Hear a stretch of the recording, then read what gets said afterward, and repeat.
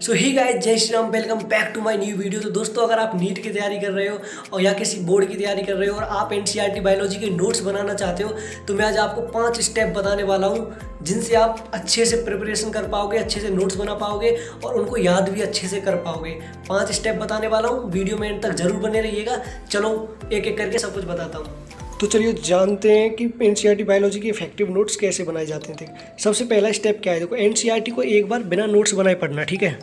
आपको पहली बार में नोट्स नहीं बनाने, आपको ये बिना नोट्स के पहला जैसे चैप्टर है cell the unit of life, तो इसको आपको बिना नोट्स बनाए पहली बार इसको पढ़ना है। फर्स्ट स्टेप आपका यही है, ठीक है। जब आप चैप्टर पहली बार पढ़ेंगे तो सिर्फ कॉन्सेप्ट समझने पर ध्यान ना दें, ठीक है।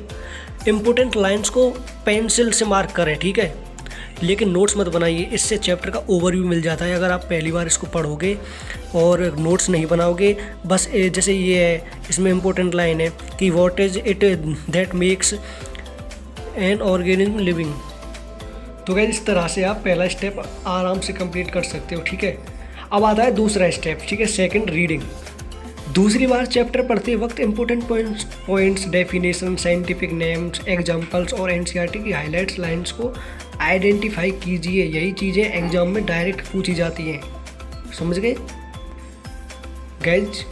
जैसे सेकंड स्टेप ये है, जैसे कि यूनिसेलुलर ऑर्गेनिज्म, मतलब जो भी डेफिनेशन है, साइंटिफिक नेम्स हैं, एग्जांपल्स हैं, एनसीईआरटी की हाईलाइट की हुई लाइन्स है ना, उनको आप एक बार आइडेंटिफाई कर लीजिए, ठीक है। यहाँ से क्वेश्चन बन जाते हैं, जैसे कि आपने ये हाईलाइट कर रखी है, ठीक है, आप इनको आइडेंटिफाई करोगे। अब क्वेश्चन आ गया कि रॉबर्ट हुक ने कौन सी सेल को डिस्कवर किया था, तो आप जैसे साइड में लिखा हुआ है डेड सेल को उन्होंने डिस्कवर किया था, ठीक है। रॉबर्ट ब्राउन ने क्या किया था, न्यूक्लियस को उन्होंने डिस्कवर किया था, ठीक है। आप इस तरह से आराम से अपना सेकंड स्टेप भी कर सकते हो, ठीक है। गाइस थर्ड स्टेप क्या है, थर्ड स्टेप है शॉर्ट नोट्स बनाना। याद रखिए, नोट्स का मतलब एनसीईआरटी को दोबारा लिखना नहीं होता। हर टॉपिक को 3 से 5 पॉइंट्स में समराइज करिए, ठीक है।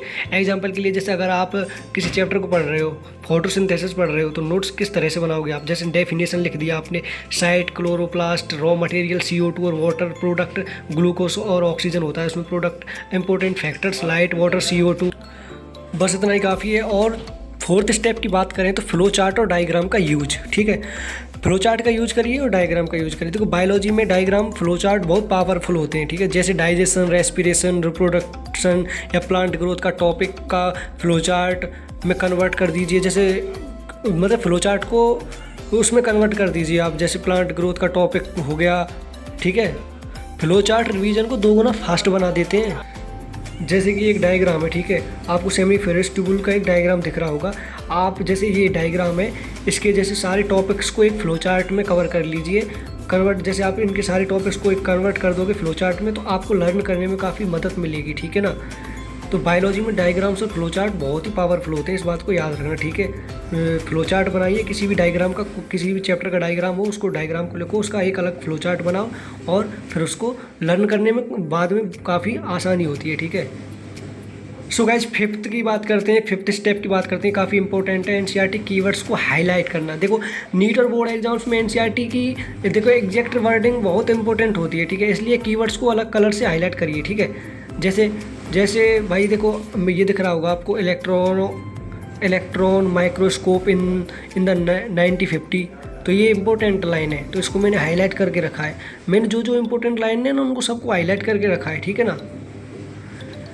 जैसे अगर आप एक वो स्टिकी नोट्स का भी यूज कर सकते हो, अभी मेरे पास अवेलेबल नहीं है, लेकिन आप ले सकते हो स्टिकी नोट्स को यहाँ साइड में लगाओ। जो भी इम्पोर्टेंट चीज़ें उनको इस पे लिख दो स्टिकी नोट्स पे साइड में, या फिर आप साइड में पेंसिल से भी लिख सकते हो, उनको हाईलाइट भी कर सकते हो, जैसा आपका मन है आप ऐसे कर सकते हो, तो आप ऐसे करना।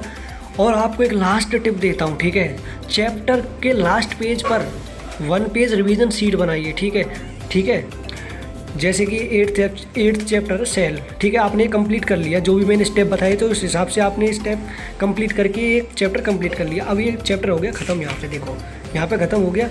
आप यहाँ पे ही एक लगा दो, ठीक है, शीट बनाइए, रिवीजन शीट बना दीजिए, मतलब पूरा चैप्टर उसी एक शीट में कवर कर दीजिए, ठीक है। जैसे important definition, scientific names, diagrams, expectations, NCERT facts, आप सबको एक पेज में ही कवर कर दीजिए, ठीक है। एग्जाम से पहले सिर्फ इसी शीट को रिवाइज करना होगा और आपको काफ़ी मदद मिलेगी। और एक कॉमन मिस्टेक्स जो स्टूडेंट्स करते हैं वो है हर लाइन को नोट कर लेना। दोस्तों नोट्स का पर्पज़ रिवीजन को इजी बनाना होता है, ना कि एनसीईआरटी की फ़ोटोकॉपी तैयार करना, ठीक है। तो याद रखिए, रीड, अंडरस्टैंड, हाईलाइट, समराइज और रिवाइज, इन 5 चीज़ों को आप याद रखिए। अगर आप इस मेथड से एनसीईआरटी बायोलॉजी के नोट्स बनाते हैं तो रिवीजन फास्ट होगा, कॉन्सेप्ट स्ट्रॉन्ग होंगे और एग्जाम्स में मार्क्स भी इम्प्रूव होंगे, ठीक है। अब बात आती है कि आप नोटबुक कौन सी यूज करें, तो गाइज मैं ये नोटबुक यूज करता हूँ। ये है आपकी, मैंने स्पायरल ले रखी है, आप स्पायरल यूज कर सकते हो, काफ़ी ज़्यादा अच्छी है और पेज भी इसके अच्छे होते हैं। मैं स्पायरल यूज करता हूँ किसी भी नोटबुक, मैंने सारी नोटबुक इसी की बना रखी है, फिजिक्स, केमिस्ट्री, बायो जो भी है मैंने स्पायरल यूज करता हूँ। फिर बात आती है कि PYQ के लिए क्या करें, तो PYQ के लिए भी मैंने गाइज ये ले रखी है 38 ईयर्स की नीट PYQ, ठीक है, chapter wise, topic wise solution biology, ठीक है। तो मैंने ये ले रखी है, ठीक है। MTG की है, ये मैंने ऑर्डर की थी। तो मैंने PYQ जैसे मेरा चैप्टर मैंने कंप्लीट किया उसके बाद मैं इससे क्वेश्चन लगा लेता हूँ, ठीक है। आप इस तरह कंप्लीट अपना एनसीईआरटी से नोट्स भी बना सकते हो और उनको याद भी कर सकते हो, ठीक है। जो मैंने स्टेप बताए थे आप उनको एक बार ज़रूर देखना और ऐसे ही चलना, ठीक है, ऐसे ही करना। और जो मैंने स्टेप बताए थे आप उनको फॉलो करोगे तो अच्छा रिजल्ट आएगा, अच्छे नोट्स बनेंगे और अच्छे से रिवाइज भी होगा।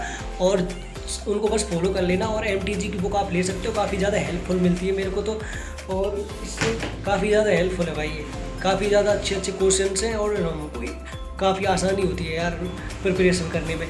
तो ठीक है, आप ऐसे ही पढ़ना, ठीक है। अगर वीडियो पसंद आई तो लाइक करना, चैनल को सब्सक्राइब करना और कमेंट करके जाना आप कौन सी क्लास में हो या किस पेपर की तैयारी कर रहे हो तुम।